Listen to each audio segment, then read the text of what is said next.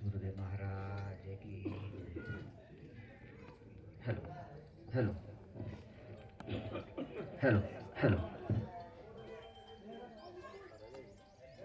गुरुर्ब्रह्मा गुरुर्विष्णु गुरुर्देवो महेश्वर गुरुर्साक्षात्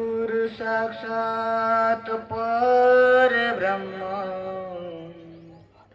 तस्मै श्री गुरुवे नमः। ध्यानमूलं गुरुर्मूर्ति पूजामूलं गुरुपादुका मन्त्रमूलं गुरुर्वाक्यं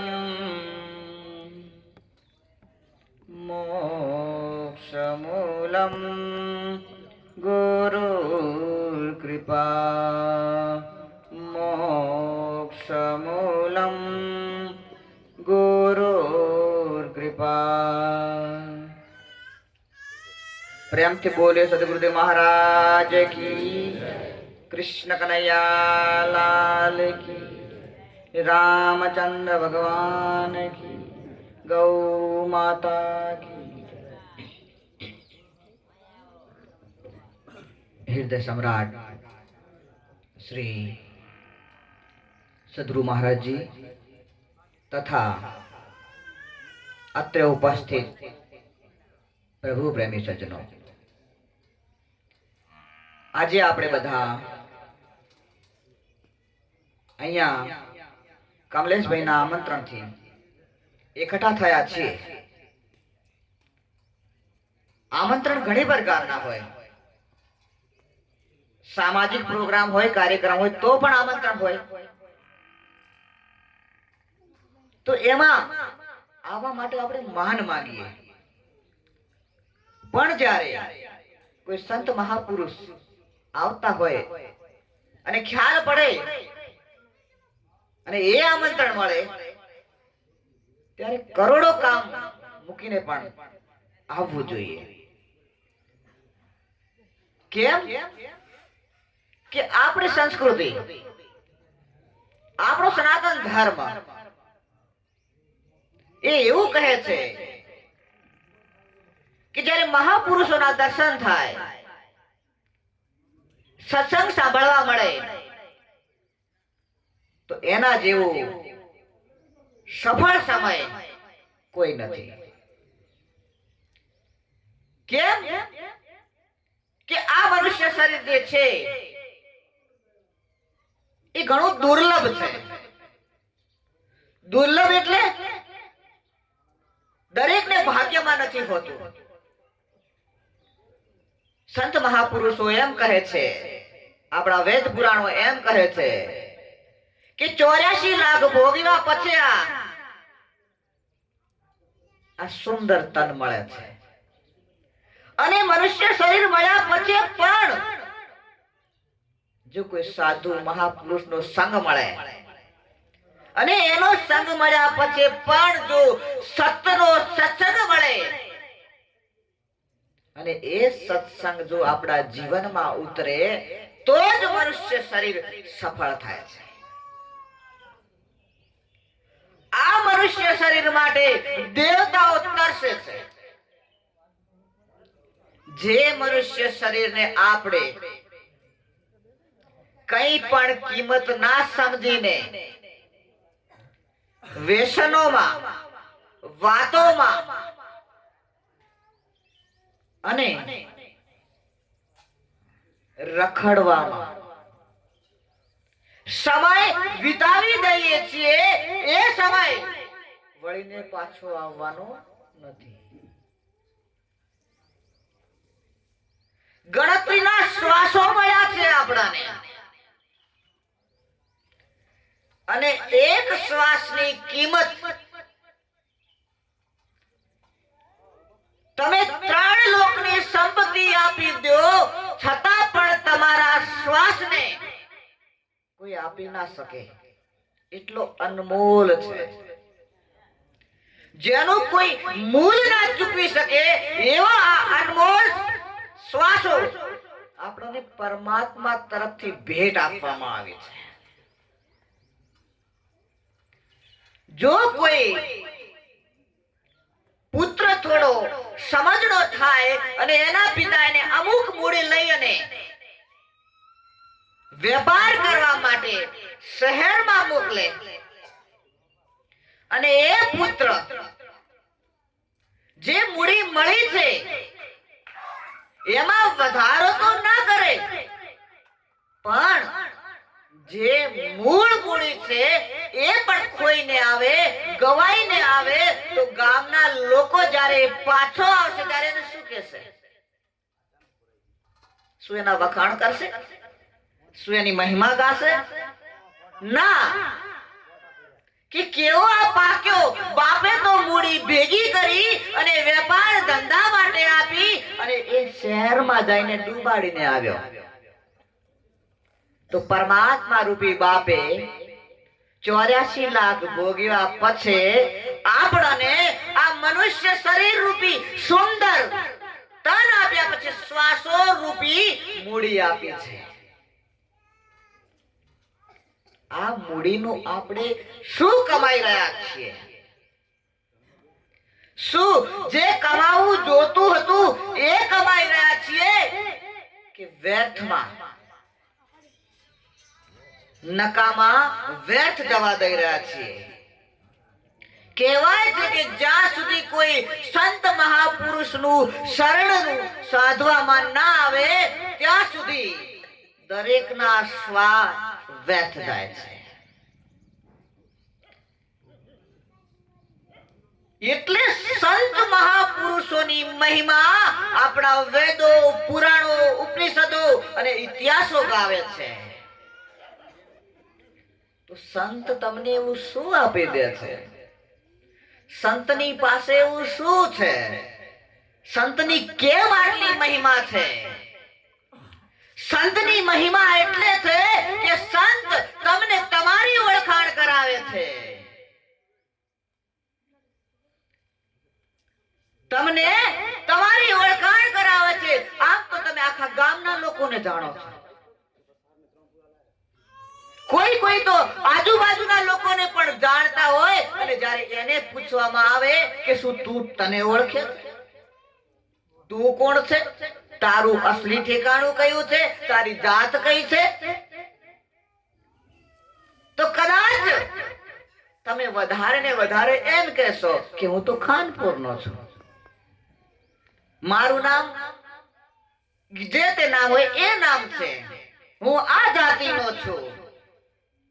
તો વિચાર કરો, શું આ ખાનપુર તમારું છે? તમારા બાપ દાદા પણ આવું જ કહેતા હતા કે અમે ખાનપુરના. જો એ ખાનપુરના હોત તો હજી પણ એ ખાનપુરમાં હોવા જોત, પણ એ ખાનપુરના નતા, એ તો પરદેશી હતા. ખાનપુરમાં તો થોડો ટાઈમ વિસાવો લીધો. જેમ યાત્રા ઉપર નીકળીએ અને કોઈ ધર્મશાળામાં રહી જઈએ 1 દિવસ 2 દિવસ કે 5 દિવસ, અને એ ધર્મશાળાને કહી દઈએ કે આ ધર્મશાળા તો મારી છે, એમ આપણે બધા ભૂલવત કરી બેઠા છીએ. અને જે જાતિ છે એ તો જે સમાજમાં તમારો વિકાસ થયો, તમને કહેવામાં આવ્યું, એ તમે જાતિ લઈને બેઠા છો. અમારી પાસે એવા પણ ઘણા લોકો છે કે જે નિસંતાન છે, એને કોઈ બાળકને હોસ્પિટલમાંથી કે આશ્રમમાંથી લઈ લીધું હોય અને એ બાળક જ્યારે જેના માતા પિતા એને મોટા કરે અને એ બાળક કઈ જાતિ ગણાવશે? જેણે જે માતા પિતાને ત્યાં ઉછર્યું છે અને જે જાતિ એ ગણાય છે એ જાતિ કહેશે. બાકી હકીકતમાં તો એની જાતિ જ છે ને. તો આ ગામ જાતિ એ બધું જ લોકો દ્વારા આપણને મળેલું છે. નામ પણ જન્મ્યા હતા ત્યારે આપણું નામ તો કઈ નતું. ખાલી આ ખોખાની ઓળખાણ માટે તમને અહીંયા લોકો દ્વારા નામ આપવામાં આવ્યું છે અને એ જ નામથી તમારી ઓળખાણ થાય છે અને હકીકતમાં જે તમારું સાચું નામ છે સંતો બતાવે છે એટલે સંતની મહિમા છે. જ્યાં સુધી તમે તમારી ઓળખાણ ના કરી શકો ત્યાં સુધી તમારો આ ફેરો વ્યર્થ છે. દુનિયા ભક્તિના પંથ ઉપર ચાલી રહી છે, ભક્તિના રસ્તા ઉપર ચાલી રહી છે, પણ કેવી રીતે? જે લોકો જે રીતે ચાલી રહ્યા છે એને અનુસરીને એને દેખીને આંધળી દાટ મૂકેલી છે.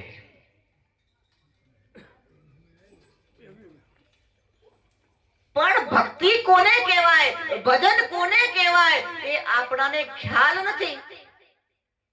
ચાહીએ તો છીએ કે આપણને પણ પરમાત્માના દર્શન થઈ જાય, આપણે પણ એની ઝાંકી કરી લઈએ, આપણે પણ એને જોઈ લઈએ. શું તમારામાંથી કોઈને એની ઝાંકી થઈ? તો તમે કહેશો નથી થઈ. તો શું તમે ભક્તિ નથી કરતા? શું તમે આરતી નથી કરતા? શું તમે દીવાબત્તી નથી કરતા? હા, કરીએ છીએ.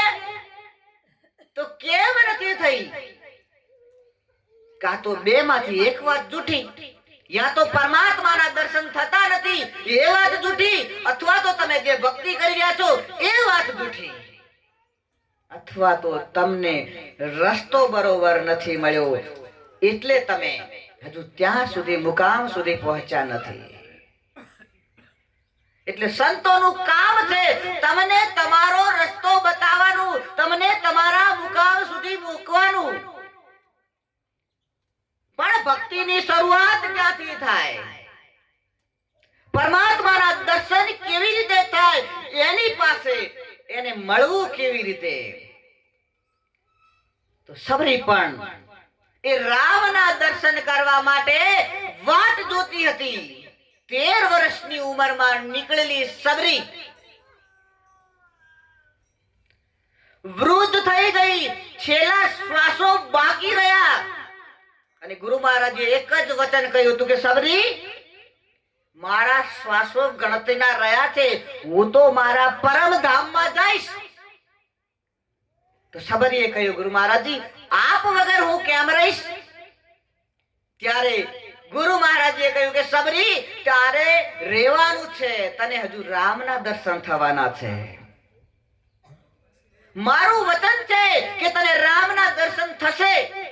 રામ ખુદ ચાલીને સબરીને દર્શન દેવા આવે છે. ત્યારે રામ પાછા સબરીને સમજાવે છે કે સબરી, ભક્તિ કોને કહેવાય, ભક્તિ ક્યારે થઈ કહેવાય અને ભક્તિની શરૂઆત ક્યાંથી થાય? રામ કહે છે સબરીને, પ્રથમ ભક્તિ સંતન કર સંગા, दूसरी रतिमम कथा प्रसंगा.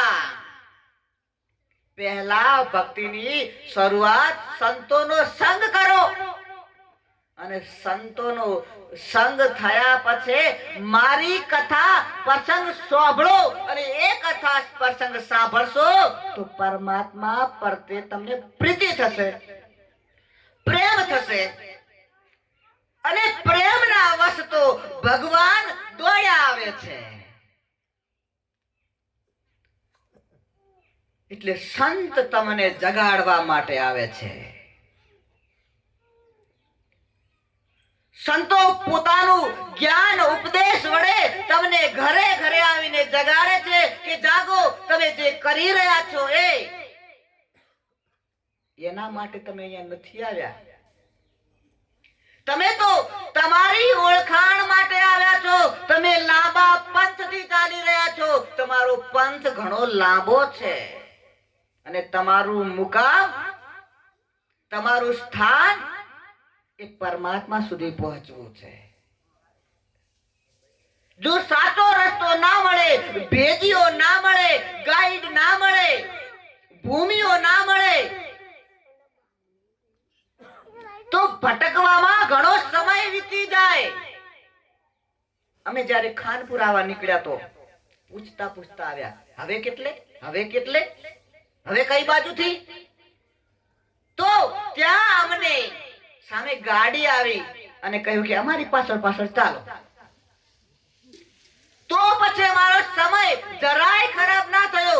એ ગાડીની પાછળ પાછળ અમે ચાલ્યા તો સીધા અહીંયા આવી ગયા.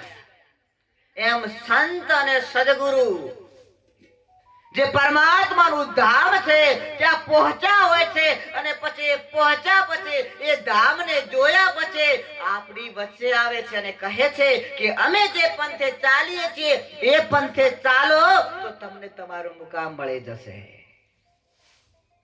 તુલસીદાસજી પરમાત્માની પ્રાપ્તિ માટે કેટલાય વ્રત ઉપવાસ ઘણું બધું કરી રહ્યા. રોજ નદીએ નાવા જાય, પૂજા પાઠ યજ્ઞ જે પણ કહેવાય એ બધું જ કરી રહ્યા, છતાં પણ પરમાત્માના દર્શન ના થયા. પણ કહેવાય છે કે માણસ જો ટેક રાખે, કઈ પણ 12 વર્ષની ટેક રાખે તો એને પરમાત્મા કેવી રીતે મળે એનો ઈશારો મળે, એને સમજાવવા વાળો મળે. એટલે તુલસીદાસ સવારે સવારે જંગલ જવા જતા તો જે લોટામાં પાણી લઈને જતા એ પાણી થોડું બધું એક આંકડાના થડમાં રેડી દેતા.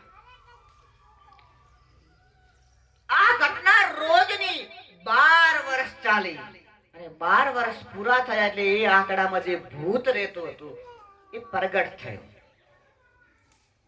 તુલસીદાસને કહ્યું કે માંગો, તમારે શું જોઈએ છે? ત્યારે તુલસીદાસજીએ કહ્યું તું કોણ છે? કે હું પ્રેત છું, હું ભૂત છું. ત્યારે તુલસીદાસજીએ કહ્યું કે મારી તો એક જ ઈચ્છા છે કે મને પરમાત્માના દર્શન થઈ જાય. ત્યારે પ્રેતે કહ્યું કે જો હું આ તમારી ઈચ્છા પૂરી કરી શકતો હોત તો હું પ્રેત ના હોત, તો મારું પણ કલ્યાણ થઈ ગયું હોત. તો તુલસીદાસજી કહે બીજું તો મારે કશું જોતું નથી. પણ પેલા પ્રેતે કહ્યું કે તમે મને 12 વર્ષ પાણી પીવડાવીને સંતુષ્ટ કર્યું છે એટલે કંઈક તો તમારે લેવું જ પડશે. તુલસીદાસજી કહે કે મને તો મારા પરમાત્માના દર્શન થવા જોઈએ, બાકી આ સંસારની જે માયા છે એ મને કશુંય મારી ઈચ્છા નથી.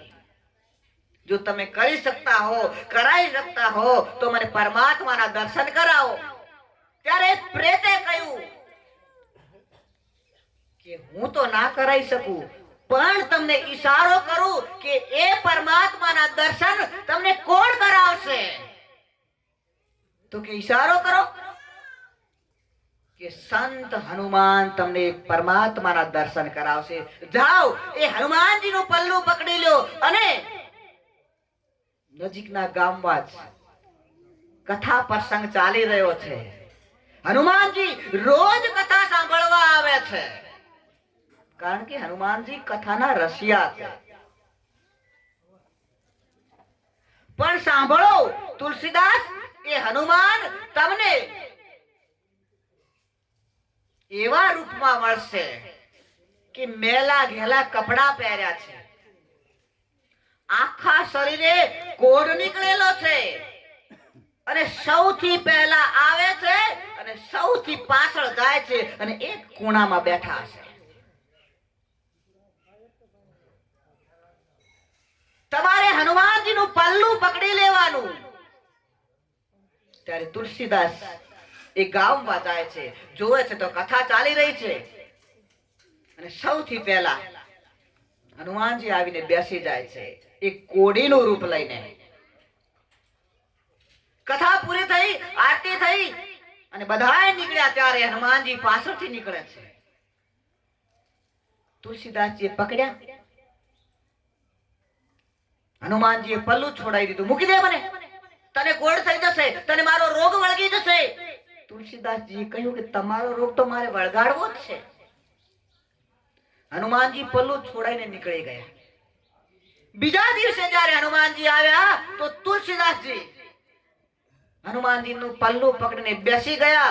મને તમારો જ કોડ વળગી જાય, તમારો રોગ વળગી જાય એ હું ઈચ્છું છું. હું તમને ઓળખું છું. તમે કોઈ સાધારણ વ્યક્તિ નથી, તમે હનુમાનજી છો. તમે સંત છો અને સંતના શરણમાં આવ્યા પછી ગુણ અવગુણ નથી દેખતા. મને પરમાત્માના દર્શન કરાવો. હનુમાનજી તૈયાર થાય છે કે હા, કરાવી દઉં તને દર્શન. પણ એના માટે તો તારે ચિત્રકૂટના ઘાટ ઉપર જ્યાં રામ લક્ષ્મણ રોજ આવે છે અને જાય છે ત્યાં બેસવું પડશે. તુલસીદાસ ને લઈ જાય છે ચિત્રકૂટના ઘાટ ઉપર. હનુમાનજી કહે છે કે હું એક જગ્યાએ બેસી જઈશ અને જ્યારે રામ લક્ષ્મણ આવે ત્યારે તું દર્શન કરી લેજે. તુલસીદાસજી ચિત્રકૂટના ઘાટ ઉપર બેઠા બેઠા ચંદન ઘસે છે કે જેવા રામ અને લક્ષ્મણ આવે હું તિલક કરી દઈશ એમને. ચંદન ઘસતા ઘસતા વિચાર કરે છે, રામ અને લક્ષ્મણ કેવા લાગતા હશે, કેટલી ઉંમરના હશે, શું મને એમના દર્શન થશે કે નહીં, વિચારોમાં અને રામ અને લક્ષ્મણ નીકળી જાય છે. આપણે પણ ઘણા વિચારોમાં કેટલો સમય નીકાળી દઈએ છીએ. સવારથી કરીને સાંજ થઈ ગઈ અને તુલસીદાસજીને દર્શન ના થયા ત્યારે તુલસીદાસજી હનુમાનને પાછા પકડ્યા. મહારાજ, તમે કહેતા હતા દર્શન થશે, મને દર્શન ના થયા, રામ અને લક્ષ્મણ નહીં આવ્યા. ત્યારે હનુમાનજીએ કહ્યું કે રામ અને લક્ષ્મણ તો આવ્યા પણ તારી દ્રષ્ટિ ના પડી. એક દિવસ, બે દિવસ, ત્યારે તુલસીદાસજીએ પાછું કહ્યું કે હવે તો તમે મને દર્શન કરાવો, મને કોઈ ઈશારો કરો તો એમના દર્શન થાય. ત્યારે હનુમાનજીએ કહ્યું કે સાંભળ તુલસીદાસજી, હવે જ્યારે રામ અને લક્ષ્મણ તારા ચંદનનું તિલક કરશે ને ત્યારે હું તને ઈશારો કરીશ, તું પકડી લેજે એમને. અને સમય થયો, તુલસીદાસજી ચંદન ઘસે છે અને રામ અને લક્ષ્મણ આવી રહ્યા છે.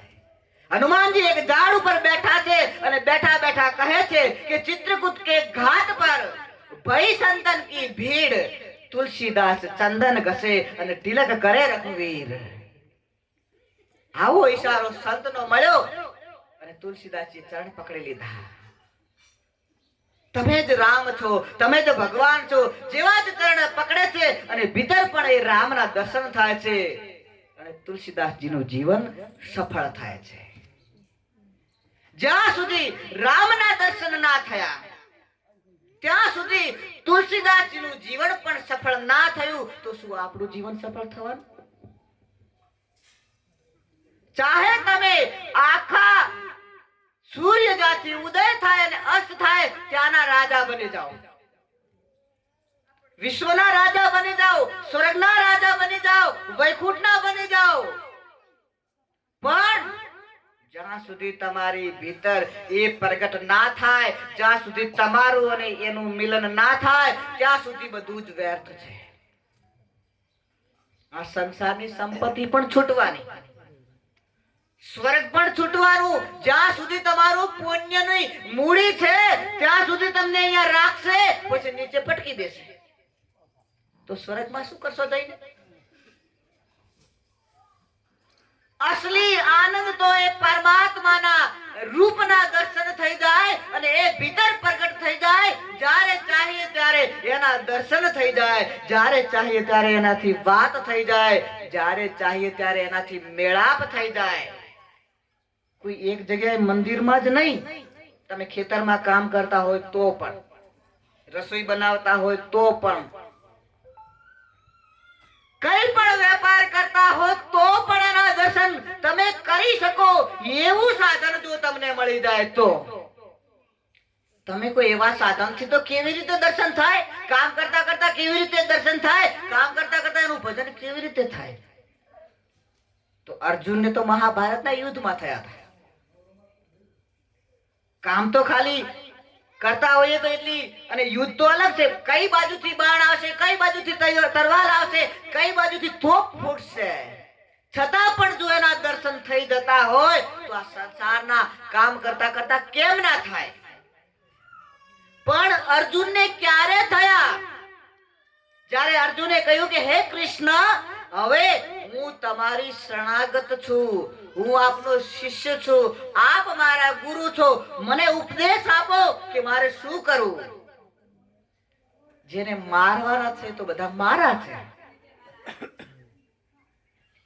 મારાઓ સગા છે, એમને હું કેવી રીતે મારું? ત્યારે ભગવાન કૃષ્ણએ કહ્યું, અર્જુન, એ તો તારા સંબંધ શરીરનો છે. જ્યાં સુધી આ ખોખું તારી પાસે છે ત્યાં સુધી તારા છે, અને આ ખોખું બદલાઈ જશે તો બીજા સગા તારા હશે. શું આના પહેલા આપણો જન્મ ક્યાંય નહીં થયો હોય?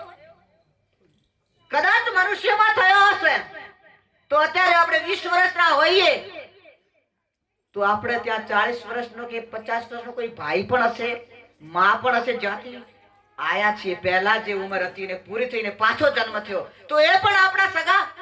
કદાચ આપણે પશુ યોનિમાં હશું, ત્યાં પણ આપણે જન્મ લીધો હશે, ત્યાં પણ આપણા સગા. તો કયા સગા આપણા? આ તો શરીરના સંબંધ છે. જેવું આ શરીર છૂટશે અને સંબંધો બધા પૂરા. અસલી સંબંધ તો એ પરમાત્માની સાથે હોવો જોઈએ. પણ એ અસલી સંબંધ ક્યારે થાય? જ્યારે કોઈ સદગુરુ મળી જાય અને એ તમારા મિત્રથી તમને તમારી ઓળખાણ કરાવી દે કે ઘણા સમયથી તમે એનાથી જુદા પડી ગયા છો. એટલે સંત અને સદગુરુ તમને તમારા પરમાત્માની ઓળખાણ કરાવે છે. કમલેશભાઈને જ્ઞાન થયું, ઉપદેશ થયો, પોતાના ભીતર જ જ્યારે પ્રગટ કરવા ચાહે ત્યારે પરમાત્માના દર્શન કરી લે. એ વિધિ એમને મળી એટલે એમને પણ થયું કે લાવો મારા ગુરુ મહારાજ જે જ્ઞાન આપે છે બીજા લોકોને પણ મળે. આ ધન જ એવું છે કે વાટીને વેચીને બધાને વેચવાનું મન થાય, અને સંસારનું ધન હોય તો એકલા લઈ લેવાનું મન થાય. કંઈક તમને સોના ચાંદીને કે હીરાનો ખજાનો મળી ગયો હોય તો તમે કોઈને કહો ખરા? છાના છાના રાત્રે ઉપાડીને લાવી અને ક્યાંય છુપાઈ જાય. એ ખજાનો તો અહીંયા છૂટી જવાનો, છતાં પણ અને આ ખજાનો એવો છે કે આ ખજાનો દરેકને આપ્યો છે, પણ ગાંઠ ખોલવાનો ભૂલી ગયા. ભીખા ભૂખા નંगा कोई नहीं, सबके पल्ले माल, गांठ खोलना भूल गया, इस विधि रहा कंगाल. ગાંઠ નથી ખોલી શક્યા એના કારણે કંગાળ રહી ગયા આપણે. કારણ કે કેવા કંગાળ? આજ સુધી કોઈ એમ કહ્યું કે હવે બસ આટલું મારે ઘણું? અનિલ અંબાણીએ પણ ના કહ્યું, ટાટા વાળાએ પણ ના કહ્યું કે હવે મારે કશું કમાવાની જરૂર નથી, આટલું ઘણું. કંગાળ અને કંગાળ જ રહે છે. ના, હજુ પણ મારી પાસે કશું હોવું જોઈએ, હજુ પણ મારી પાસે હોવું જોઈએ. આ કંગાળતા છે. પણ જ્યારે ભીતરનો ખજાનો મળી જાય ત્યારે આ ખજાનો વ્યર્થ લાગવા લાગે છે. જેમ સપનામાં તમે ખૂબ ધનવાન થઈ ગયા હો અને જાગો ત્યારે તમને ખ્યાલ આવે આ તો સપનાનું ધન હતું, આ તો મારે કશું કામ આવવાનું જ નતું. અને એ જ રીતે આ પણ એક મોટું સપનું છે. કદાચ એ 12 કલાકનું હોય, 12 કલાક સોવો તો આ તમને કોઈને 50 વર્ષનું, કોઈને 60 વર્ષનું, કોઈ વધારે જોઈએ તો 100 વર્ષનું, બધા સપનું જ જોઈ રહ્યા છે. અંતે તો આ શરીરને બાળી દેવામાં આવશે અને જે તમે તમારું આ ધન કહી રહ્યા છો એ તમારે કશું કામનું નથી. તો શું કરવું? એના માટે જે પરમાત્માએ તમારી આ કાયા કોટડીમાં, આ મંદિરમાં અસલી ખજાનો છુપાઈને રાખ્યો છે, એ ખજાનાના માલિક બની જાઓ તો તમે ફકીર બની જાઓ છો, જેને કોઈ ફિકર નહીં. બાકી તો બધાને ફિકર છે. નાનું બાળક થોડું સમજણું થાય અને 5-6 વર્ષનું થાય અને ભણવા બેસાડો તેને ભણવાની ફિકર. ભણવા લાગે એટલે હું પાસ થઈશ કે નપાસ થઈશ એની ફિકર. 10મું ભણે એટલે આગળ હવે મારે કઈ લાઈન લેવી એની ફિકર.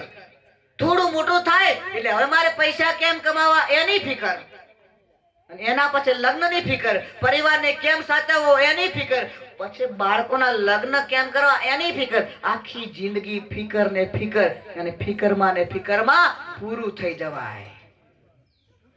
પણ જ્યારે અસલી અંદરનો ખજાનો મળી જાય ત્યારે કેવી સ્થિતિ થાય? ફિકર સબકો ખા ગઈ, ફિકર સબકા પીર, જો ફિકર કી ફાકી કરે તાકા નામ ફકીર. આ ફિકર બધાને ખાઈ ગઈ અને ફિકર જ સૌની પીડ. પણ જે ફિકરને ફાકી કરીને ખાઈ જાય એનું નામ ફકીર. પણ આ ફકીર ક્યારે થવાય? જ્યારે ફકીરનું સાનિધ્ય મળી જાય. એનો મતલબ એ નહીં કે મારી જેમ ભગવા પહેરીને નીકળી જાઓ, એનો મતલબ એ નહીં કે ઘર છોડીને નીકળી જાઓ. ના, રાજા જનક જેવા ફકીર બની જાઓ. રાજા જનકની પાસે બધું જ હતું, છતાં પણ ફકીર. વિદેહી, કેટલી રાણીઓ, કેટલું મોટું રાજ્ય, છતાં પણ જ્યારે સત્સંગ કરવા બેસે, સાધુઓના સંગમાં બેસે, ત્યારે બેફિકર થઈને બેસે. એવા ફકીર થાઓ ત્યારે અસલી આનંદના અધિકારી તમે થાઓ છો. અને એ સ્થિતિ ત્યારે આવે કે જ્યારે કોઈ પૂર્ણ સંત મળી જાય. એક વખત નારદજી ફરતા ફરતા પૃથ્વી લોક ઉપર આયા અને એક બેનને ત્યાં ગયા. બેનો બહુ ભાવુક હોય, ભક્તિ એટલે તો ભક્તિ રૂપા કહેવામાં આવે છે બેનોને. કોઈ સંત મહાપુરુષ બ્રાહ્મણોને જોવે તો ખુશ થઈ જાય, લો મહારાજ આ પણ લ્યો, લો મહારાજ આ પણ ખાઓ. તો નારદજીએ કહ્યું કે બેન, તારે ત્યાં ભોજન પ્રસાદ લવ તો ખરા, પાણી પીવું તો ખરા, પણ તું સુગરી છે કે નુગરી? મહારાજ, આ નુગરી અને સુગરી શું હોય એ તો અમને ખબર નથી. કે તે ગુરુ ધારણ કર્યા છે કે નહીં, તારા જીવનમાં ગુરુ છે કે નહીં? કે ના મહારાજ. તો કે હું તારા ઘરનું ના ખાઉં, ડુંગરાના ઘરનું ખાવું પાપ છે. તો મહારાજ હવે મારે શું કરવું પડે? કે કોઈ સંતની પાસે જાય અને એ મંત્રનો ઉપદેશ લેવો પડે, એ નામનો ઉપદેશ લેવો પડે. તો મહારાજ હું સંતને ક્યાં શોધું? તમે જ આપી દો ને એ ઉપદેશ, તમે જ આપી દો ને એ મંત્ર. તો કે બેસ. અને એને બેસાડી અને ગુરુએ મંત્ર આપ્યું. હવે આ મંત્રનો તું જાપ કરજે, આની તું સાધના કરજે, આનું તું ધ્યાન કરજે. અને જ્યારે ગુરુ મંત્રનું ધ્યાન જપ કર્યા ત્યારે પોતાની ભીતર એ જ્યોતિ પ્રગટ થઈ, એ પ્રકાશ પ્રગટ થયો. અને આ દુનિયા અને દુનિયાદારીનો એને ખ્યાલ આવ્યો કે ઓહો, આ તો જે બધું અજ્ઞાન હતું, જ્ઞાન તો હવે મને થયું. નારદજી તો નીકળી ગયા અને એને સાંજે એના પતિ આવ્યા અને પાણી પીવા ગયા. એટલે એક અલગ માટલી અને એક પાણીયારે પાણી પડ્યું, અને પેલી અલગ માટલી, સુંદર નવી માટલી હતી, એમાંથી એ પાણી પીવાના પતિ ગયા. તો પેલી ના પડે, ના, એને ના અડતા. કેમ? એ મારા માટે છે. તો કે તારું અને મારું શું થયું? કે તમે નુગરા છો, તમને જ્ઞાન નથી, તમને તમારો ખ્યાલ નથી.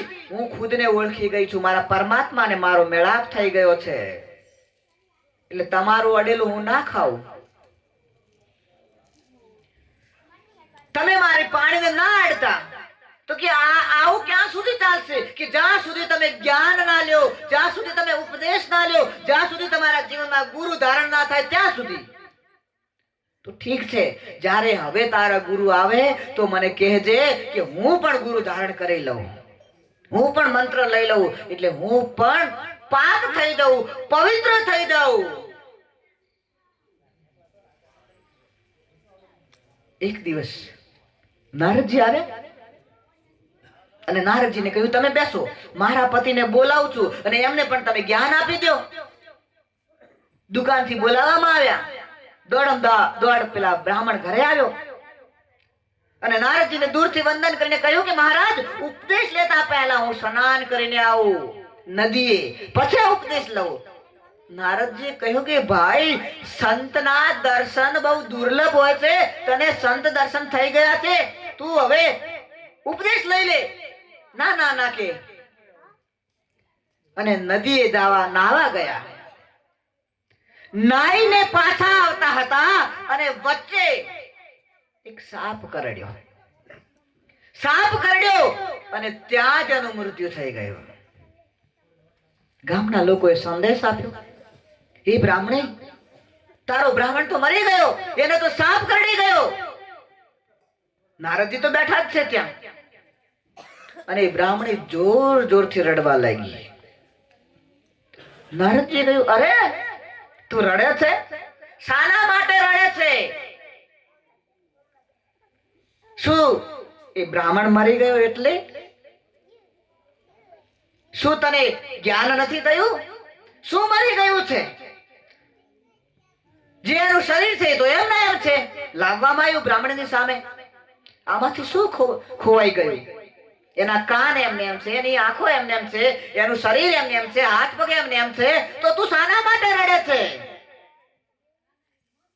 ત્યારે બ્રાહ્મણીએ કહ્યું, મને એ મરી ગયા એના માટે નથી રડતી.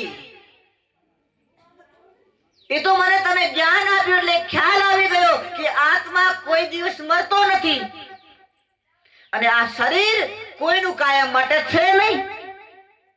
આ તો થવાનું જ હતું, ભલે અત્યારે થયું કે પછી થોત, પણ મને દુઃખ એ વાતનું છે કે અમે 30 વર્ષથી ભેગા રહ્યા. મને તો એ જ્ઞાન મળી ગયું, પણ એમને ના મળ્યું એ જ્ઞાન.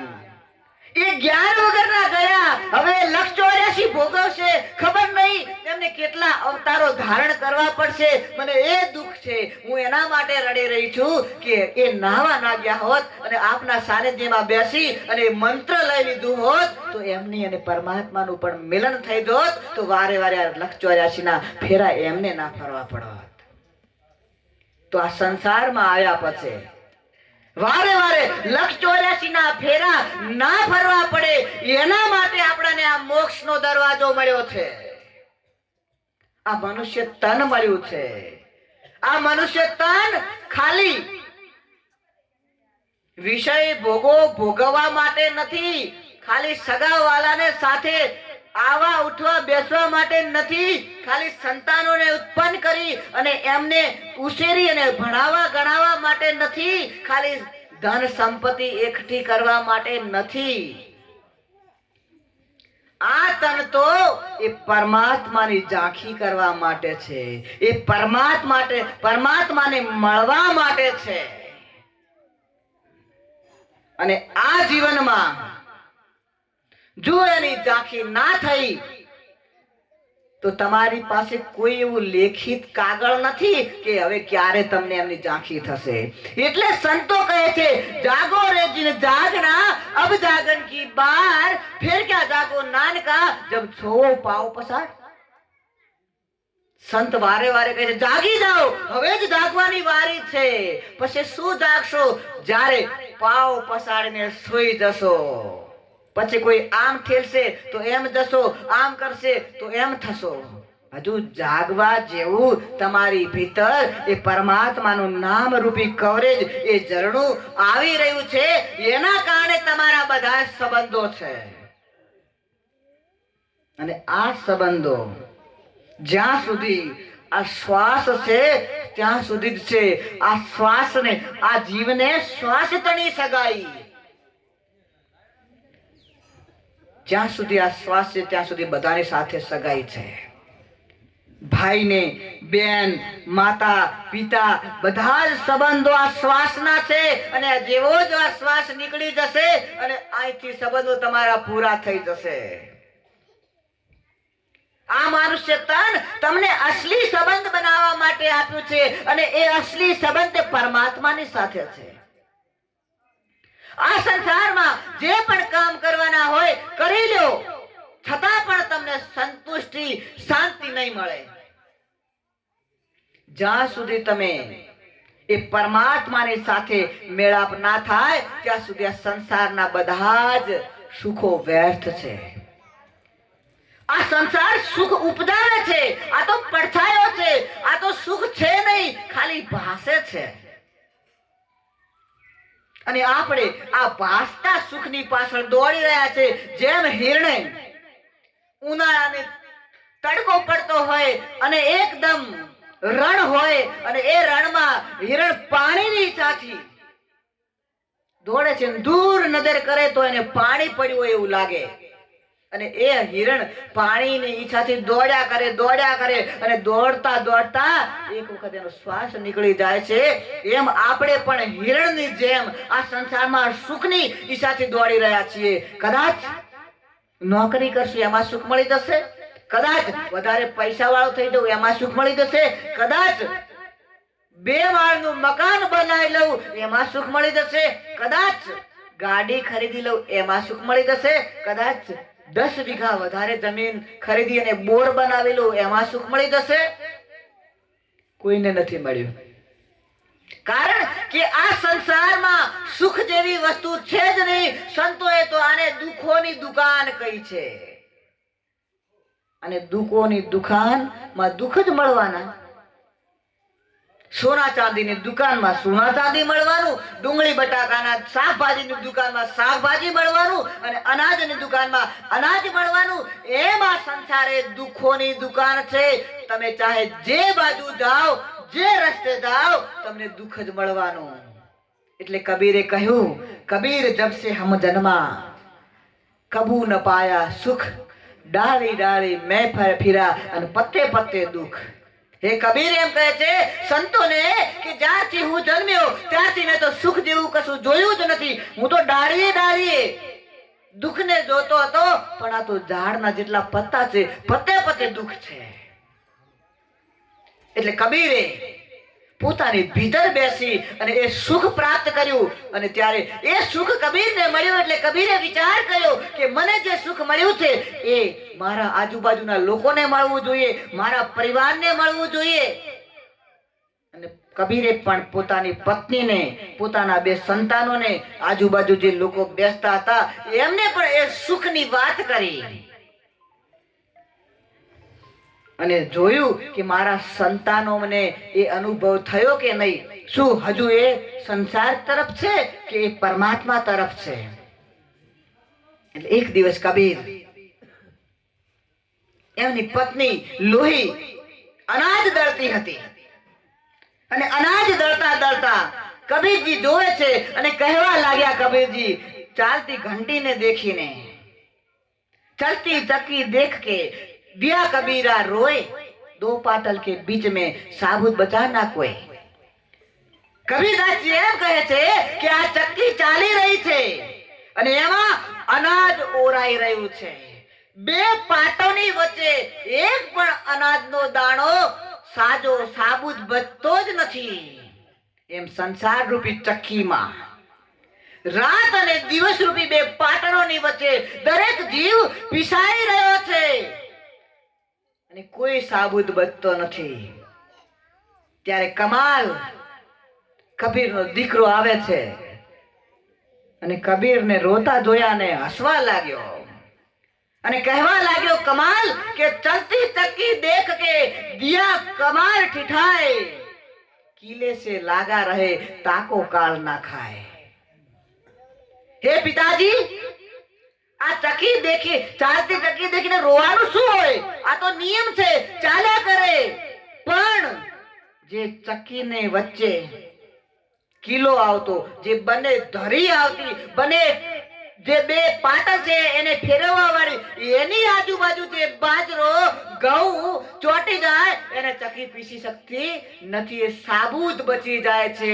હે પિતાજી, જે નામ રૂપી પરમાત્માના નામ રૂપી કિલ્લાને જે લાગી જાય છે એને આ કાર રૂપી ચક્કી ખાઈ શકતી નથી, તો પરમાત્મામાં ભળી જાય છે. તો શું આપણી પાસે એ ચક્કી તો ચાલી જ રહી છે, આપણને કિલો મળ્યો કે નહીં? જો એ કિલો ના મળ્યો તો એ 2 પાટોની વચ્ચે આપણે પણ પીસાઈ જશું.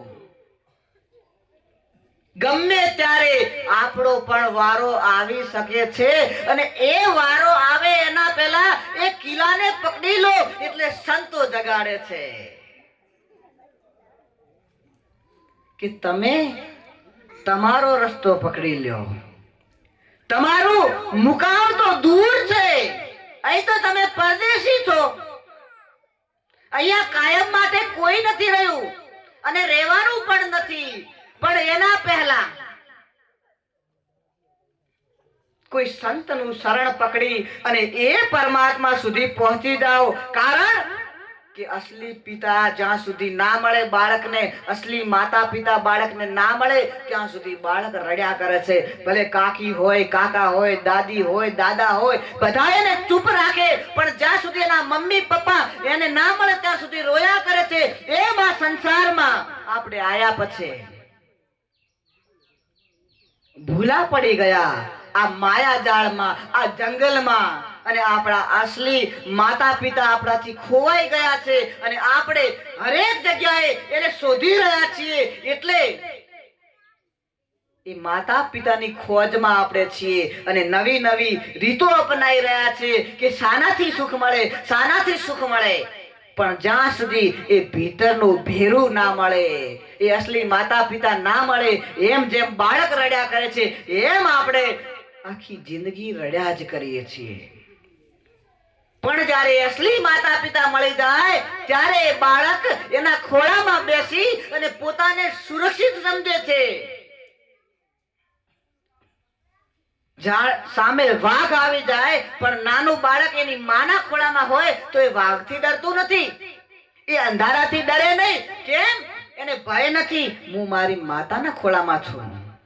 બાકી માય ડરતી હોય પણ એને ભય નથી. એમ જો પરમાત્માના ખોળામાં બેસી જવામાં આવે તો આ સંસારના દુઃખ પછી દુઃખ નથી લાગતા. કારણ કે રાત અંધારી હોય અને એમાં દોરડું પડ્યું હોય તો પણ સાપ લાગે અને ભય લાગે. પણ જો સૂર્ય ઉદય થઈ ગયો હોય અને પછી દોરડું પડ્યું હોય તો ભય લાગે ખરો? ખ્યાલ આવી ગયો કે આ તો દોરડું છે. એમ અજ્ઞાનતાના અંધારામાં આ સંસાર આપણને સાચો લાગી રહ્યો છે. જ્યારે સદગુરુ મંત્રરૂપી જ્ઞાનરૂપી દીપક આપી દેશે ત્યારે આપણને આ જે સંસાર જે સાપ જેવું લાગી રહ્યું છે એનો ખ્યાલ આવી જશે. એટલે કોઈ વાતથી દુઃખ લાગતું નથી. એટલે સુંદર આપણને સમય મળ્યો છે અને સમય આપણને જગાડવા માટે મળ્યો છે. તો વિચાર કરજો, એક તો વિચાર કરજો, ખુદ ને ખુદ પ્રશ્ન પૂછજો કે હું અહીંયા શા માટે આવ્યો છું? અહીંયા મારું શું કામ છે? હું ક્યાંથી આવ્યો છું? હવે ક્યાં જવું છે મારે? કદાચ તમે અહીંથી થરાદ ગામમાં જાઓ સિટીમાં અને કોઈ તમને પાડોશી કે કોઈ સગુવાલું મળે તો પૂછે કે શું આયા હતા થરાદમાં? તો તમે કહેશો ખરીદી માટે આવ્યો હતો, આ વસ્તુની જરૂર હતી એટલે માટે આવ્યો હતો. કઈ તો હોય, હેતુ હોય ને, કઈ તો ઉદ્દેશ્ય હોય ને કે કોઈ જગ્યાએ જઈએ. પણ આ સંસારમાં તમે શા માટે આયા છો એમ તમને પૂછવામાં આવે તો શું જવાબ આપશો? શું કોઈને ખબર છે શા માટે આવ્યા છો? કોઈને ખબર નથી. એ શા માટે હું અહીંયા આવ્યો છું, મારે અહીંયા આવવાનો હેતુ શું છે અને હું ક્યાંથી આવ્યો છું, હું કયા ગામનો છું, એ પણ ખ્યાલ હોવો જોઈએ. અને એ ખ્યાલ સદગુરુ આપે છે, એ સંદેશ સદગુરુ આપે છે. એટલે જાગો અને કોઈ સંતને પકડો અને તમારા અસલી સ્વરૂપનું ધ્યાન કરી લો, તમારા અસલી રૂપને જાણી લો. કારણ કે આ ખોખું છે એ તમારું અસલી રૂપ નથી, જે જાતિ છે એ તમારી અસલી જાતિ નથી. આ તો ખાલી તમને અહીંયાથી મળી છે, થોપી દેવામાં આવી છે. એટલે આ સંસારમાં આયા પછી દરેક જીવનું એ કર્તવ્ય છે કે પોતે પોતાને ઓળખે. એટલે જ તો તારી આત્માને ઓળખ્યા વિના રે લખ 84 નહીં મટે, તારી ભ્રમણાને ભાગ્યા વિના રે આ ભવના ફેરા નહીં ટળે. કઈ ભ્રમણા? આ ભ્રમણા કે હું તો મારી પાસે આવું પદ છે, હું તો સરપંચ છું, હું તો મંત્રી છું, હું તો બ્રાહ્મણ છું, હું તો દરબાર છું, હું તો રાજપૂત છું, મારી તો ઊંચી જાતિ છે. આ ભ્રમણા કે મારી પાસે આટલું ધન છે, હું પોલીસ છું, હું કલેક્ટર છું, હું જજ છું, આ બધી ભ્રમણાઓ છે. આ અહંકાર છે, આ અભિમાન છે. આ ભ્રમણાને ભાગ્યા વગર ભવના ફેરા નહીં ટળે. તારી આત્માને ઓળખ્યા વિના રે આ 184 નહીં મળે, નહીં મટે. એટલે આ 184 ને ટાળવા માટે સંતોની પાસે જાવીને બેસવાનું હોય છે. કારણ કે નરસિંહ મહેતાએ પણ સંતનું સાનિધ્ય લીધું ત્યારે એની ભ્રમણા ભાગી. મીરાએ પણ રોહિદાસનું સાનિધ્ય લીધું ત્યારે એની ભ્રમણા ભાગી. કબીરદાસજીએ પણ રામાનંદનું સાનિધ્ય લીધું ત્યારે એમની ભ્રમણા ભાગી. જે પણ સંતો થઈ ગયા એમણે કોઈ મહાપુરુષને મળ્યા અને એમની ભ્રમણા ભાગી ત્યારે એને ખ્યાલ આવ્યો નરસિંહ મહેતાના 52 પરચા પૂર્યા ભગવાને. તો તમારા પણ પરચા પૂરી શકે. તમે એને ખાલી યાદ કરશો તો પણ તમારા કામ થઈ જશે. કારણ કે વચને બંધાયેલો છે. પણ શું 52 પરચા પૂર્યા પછી પણ નરસિંહને એની ઝાંકી થઈ હતી? નથી થઈ. પણ જ્યારે નરસિંહને એની ઝાંકી ના થઈ ત્યારે રાજસ્થાનના રાજા પીપાજી મહારાજ આવ્યા અને કહ્યું, નરસિંહ, આપણા વેદો, ઉપનિષદો, પુરાણો અને મહાપુરુષોની વાણી છે કે સદગુરુ વગર એ પરમાત્માની ઝાંખી થઈ ના શકે. રામને ના થઈ, કૃષ્ણને ના થઈ, અને તને કેવી રીતે થઈ ગઈ? તે પરમાત્માને કેવી રીતે મેળવી લીધા? તને પરમાત્માના દર્શન કેવી રીતે થઈ ગયા? ત્યારે નરસિંહે કહ્યું કે મને તો પરમાત્માના દર્શન થાય છે, હું તો એની ઝાંખી કરું છું. ત્યારે પીપાજી મહારાજે કહ્યું કે નરસિંહ, જ્યારે તને તારા એ પરમાત્માના દર્શન થાય ત્યારે તું તારા પરમાત્માને પકડીને મને આપી દેજે. ત્યારે નરસિંહ મહેતાએ કહ્યું કે હમણાં જ પકડીને આપી દઉં. એમના જે સંગી હતા એમને કહ્યું કે વગાડો વીણા, વગાડો તબલા, વગાડો દાદર. અને બધાએ વગાડવા લાગ્યા. ભજન ચાલુ થયા. નરસિંહ ભજન ગાવા લાગ્યા એક તારા ઉપર અને નાચવા લાગ્યા. નાચતા નાચતા ગાવા લાગ્યા, મને એના દર્શન થાય છે રે, મને લાલાના દર્શન થાય છે રે. ત્યારે પીપાજી મહારાજે કહ્યું કે શું નરસિંહ, તને દર્શન થવા લાગ્યા? કે હા, પકડી લે તારા લાલાને અને પકડીને મને સોંપી દે. નરસિંહ મહેતાએ પોતાનો જ હાથ પકડ્યો અને પીપાજી મહારાજને કે લ્યો, આ ભગવાનનો હાથ પકડેલો છે. અને પીપાજી મહારાજે કહ્યું કે નરસિંહ, આંખ ખોલો હવે. અને જ્યારે નરસિંહે આંખ ખોલી ત્યારે પીપાજી મહારાજે કહ્યું કે તે તો મને ભગવાનનો હાથ પકડાયો હતો, આ તો તારો હાથ છે નરસિંહ. ત્યારે નરસિંહે કહ્યું કે શું મને આ ભ્રમ હતો કે પરમાત્માના દર્શન હું કરું છું? પીપાજી મહારાજે કહ્યું કે હા, આ તારો ભ્રમ હતો. જ્યાં સુધી સદગુરુ જ્ઞાન રૂપી દીપક ના ધરે ત્યાં સુધી એ પરમાત્માના દર્શન થઈ જ ના શકે. તો હે પીપાજી મહારાજ, મારા 52 પરચા પૂર્યા. હા, તારા પરચા પૂરી શકે, તારી માંગ પૂરી કરી શકે, પણ એના દર્શન નથી થયા તને, તો કેવી રીતે થશે મને એના દર્શન? આપ જ મને એના દર્શન કરાવો. ત્યારે રાજસ્થાનના એ પીપાજી મહારાજે એ નરસિંહ મહેતા નાગર બ્રાહ્મણને કહ્યું કે બેસો નરસિંહ, હું તમને એ ક્રિયા બતાવું છું, હું તમને સાધના બતાવું છું. એના દ્વારા તમારા ભીતર એ પરમાત્માના દર્શન થશે. પછી તમારે આ વાજા વગાડવાની જરૂર નહીં પડે, તમારે તબલા વગાડવાની જરૂર નહીં પડે. એ તો ભીતર એનો અવાજ અખંડ વાગી રહ્યો છે, એ નોબત વાગી રહી છે, એને વગાડવાની જરૂર નથી પડતી. એ દીપક એવો હું પ્રગટાઈ દઉં નરસિંહ તારી ભીતર કે ના કોડાયાની જરૂર પડે, ના વાટની જરૂર પડે અને ના ઘીની જરૂર પડે. એ તો 24 કલાક એ પ્રકાશ રેલાઈ રહ્યો છે. હે નરસિંહ, હું તારી ભીતર તને એવા અમૃતનો કૂવો બતાવી દઉં કે તું પીએ જા, પીએ જા. એ કૂવામાંથી પાણી કદી પણ નહીં નેઠે એવું અમૃત બતાવી દઉં છું. હે નરસિંહ, તારે આ મારા તાણવાની જરૂર નથી. આ રુદ્રાક્ષની માળા નહીં, તુલસીની માળા નહીં, માણેકની માળા નહીં, મોતીની માળા નહીં, કોઈ પણ માળા નહીં. જે તું તારા હાથમાં જપમાળા છે એ તો સમય આવતા તૂટી જશે, એ મણકા ઘસાઈ જશે, તારી આંગળીઓને વાટણ પડી જશે. પણ હું તને એક એવી માળા બતાવું છું કે એ માળાને તારે ફેરવવાની જરૂર નહીં. એ માળા આપમેળે ફરી રહી છે. બસ તારે તો એ માળાને નિરખવાની છે, એ માળાને જોવાની છે. એટલે કોઈ મહાપુરુષ સંત જે પોકેલો છે એને કહ્યું કે નિત જપું તુમારી માલા મનમોહન મુરલી વાળા. હે મનમોહન મુરલી વાળા, હું તારી નિત હંમેશા જરાય પણ સમયને બરબાદ કર્યા વગર નિત તારી માળા જપું છું. હે મોહન મુરલી વાળા, આ માળા તો તમારે જમવા બેસવું હોય તો મૂકવી પડે, કોઈથી વાત કરવી હોય તો મૂકવી પડે, સોચ ક્રિયા કરવી હોય તો મૂકવી પડે. પણ એ માળા એવી છે કે એને મૂકવાની જરૂર નથી. બસ એ તો ફરી રહી છે, ફરી રહી છે, ફરી રહી છે. ના લકડી કી ઘડવાઈ, ના धागे में पुरवाई, ना बोझ गले में डाला. આ તો ભારે લાગે ગળામાં.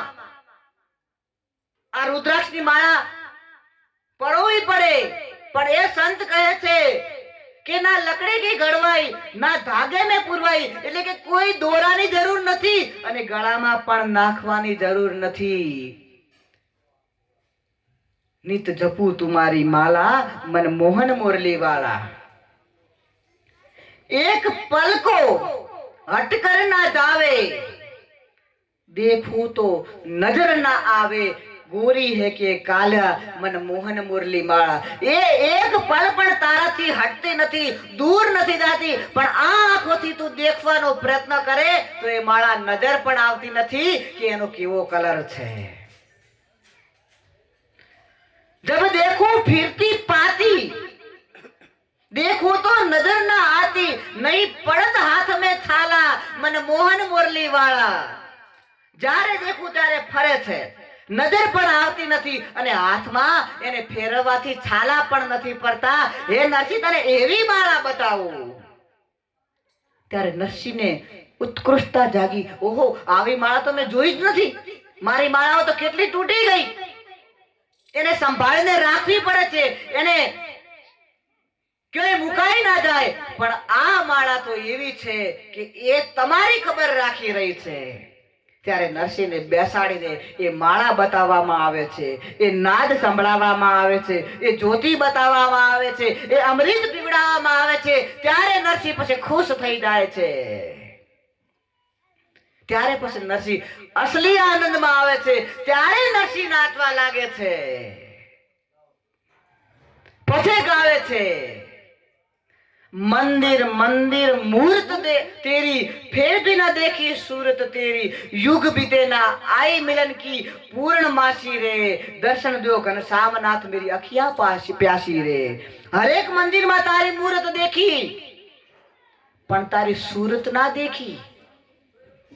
બધા મંદિરોમાં તારી મૂર્તિઓ છે પણ તારું અસલી રૂપ, તારું અસલી સ્વરૂપ એટલે કે તારી સુરત મને દેખવામાં ના આવી. युग बीते ना आई मिलन की पूर्णमासी रे, दर्शन दो घनश्यामनाथ मेरी अखियां प्यासी रे. પછી પ્રાર્થના કરવા લાગ્યા, હે નાથ, હવે મને દર્શન આપો. મારી અખિયા પ્યાસી છે, ક્યારનો હું તરસ્યો છું. કેટલા યુગો વીતી ગયા, કેટલી પૂનમો જતી રહી, પૂર્ણ ચંદ્ર ખીલ્યો પણ એ જતો રહ્યો, પણ તારા દર્શન થયા ના. અને જ્યારે સદગુરુનો હાથ મસ્તક ઉપર આવ્યો અને એ ઘટ ભીતર દર્શન થઈ ગયા. અને પછી જ્યારે દર્શન થઈ ગયા ત્યારે ગાવા લાગ્યા, સામળિયાની સાથે રે સુરતાઓ લેરો લે છે, પરાપરથી આવે વાણી, બોલે 52 બારો રે, સુરતાઓ લેરો લે છે. એ જ્યારે ગુરુ મહારાજે જ્ઞાન આપ્યું ત્યારે કહેવા લાગ્યા કે મારી સુરતા હવે તો આનંદમાં છે, લહેરો લઈ રહી છે, આનંદ લઈ રહી છે. પરાપરથી આવે વાણી, બોલે 52 બારો રે, સુરતાઓ તો લહેરો લે છે. અનુભવની તો વાતો કે છે.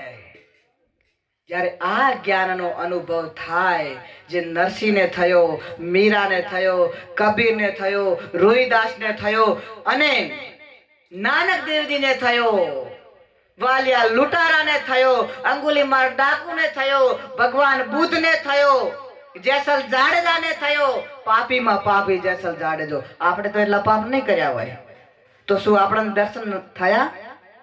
જો આ દર્શન થાય ત્યારે આ જે કાયા કોટડી છે એ પણ પવિત્ર બની જાય અને આપણે જેટલા કર્મો જન્મો જન્મના કર્મો થયેલા હોય એ પણ ભસ્મ થઈ જાય છે. એટલે આવવા અને જવાનું ટળી જાય છે. આ ભ્રમણા ભાગે ત્યારે શું આપણી ઈચ્છા નથી કે એ અમૃતનું પાન કરીએ કે જે અમૃતનું પાન કર્યા પછી અમર થઈ જવાય? સ્વર્ગના અમૃતની તો વાત સાંભળી. દેવતાઓ અને અસુરોએ જે સમુદ્રને મંથન કર્યું અને એમાંથી અમૃત નીકળ્યું એ દેવતાઓ હજુ લઈને દોડી રહ્યા છે, સંગ્રહ કરી રહ્યા છે. પણ જેમ આ પિંડ બ્રહ્માંડ છે અને આ આખો સંસાર ઈંડ બ્રહ્માંડ છે, જે આ સંસારમાં તમને દેખાય છે એનું જ આ નાની કોપી છે. જે આ સંસારમાં ઘટના ઘટે છે એ આ બધી જ આ પણ આ કોપી આ શરીરમાં પણ એવી જ ઘટના ઘટે છે. સૂર્ય અને ચંદ્ર આની ભીતર પણ છે, દેવતાઓ આની ભીતર પણ છે. પણ જ્યારે સદગુરુ રૂપી કોઈ ગાઈડ મળી જાય, સદગુરુ રૂપી કોઈ ભૂમિઓ મળી જાય તો તમને આ ભૂમિની શેર કરાવે, આ ભૂમિની અંદર તમને બધું બતાવી દે.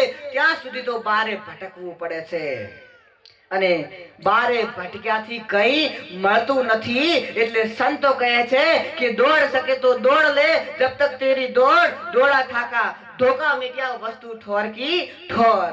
તારે જેટલું દોડવું એટલું દોડી લે, જ્યાં સુધી તારી તાકાત હોય ત્યાં સુધી. પણ જે વસ્તુની ખોજમાં તું આ ભૂમિ ઉપર આ પરદેશમાં આવ્યો છે એ વસ્તુ તો તારી ઠોર તારી પાસે પડી છે. એટલે ભાણ સાહેબ જે થઈ ગયા એમને કહેવું પડ્યું કે ભાણ કહે ભટકીશ નહીં, મથી જોને માય, સમજીને સુઈ રહેવું કરવું નથી કાંઈ. પણ એ સમજણ આવી જાય પછી સુઈ જજો, બાકી એમને એમ સુશો તો મોહ નીંદમાં સુયેલા સમજાશો. એટલે આજના દિવસે હું તો એ જ કહીશ બધાને કે જાગો, જાગવાનો સમય છે. તમે આ સંસારમાં ખાલી વિષય ભોગો અને ધન કમાવા માટે, પરિવારના રક્ષા સુરક્ષા કરવા માટે નથી આવ્યા. તમે તો આવ્યા છો તમારી ઓળખાણ માટે. અને જો તમારી ઓળખાણ આ વખતમાં ના થઈ તો વારે વારે આ મનુષ્ય તન મળવાનું નથી. એટલે બડે ભાગ્ય માનુષ તન પાવા, સુર દુર્લભ સદગ્રંથ ન ગાવા. મોટા ભાગ્યથી આ મનુષ્ય શરીર મળ્યું છે. દેવતાઓ પણ આના વખાણ કરે છે.